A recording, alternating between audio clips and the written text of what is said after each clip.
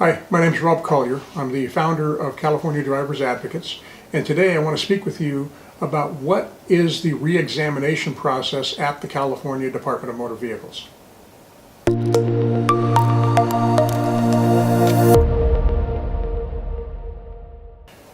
When we all go to get our original driver's license, we enter the DMV through what's called the examination process. Normally, we're 16, 17 years old, and we're trying to get our first driver's license, which requires that we demonstrate that we passed a driving school. We've got to take a written test, a vision test, a driving test, and hopefully, if everything goes well, we are issued the California driver's license. That original process is called the examination process. Now, as we move through our driving life, the DMV will always monitor us to make sure that we maintain the skill, the knowledge, and the fitness to drive. And if at any point the DMV receives information from any source that we may not have one of those strengths, then the department can either bring us in for a re-examination or they can go to immediate suspension and take us off the road. So the re-examination process is essentially the DMV conducting an investigation to determine whether or not a suspension or revocation is warranted.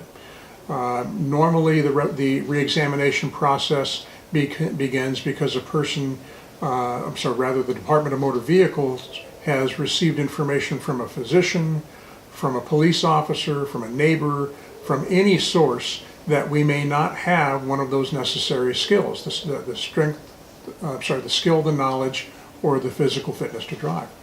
And if the department receives information that isn't hard-hitting enough, isn't egregious enough to justify a suspension, then they'll go to the lower level re-examination.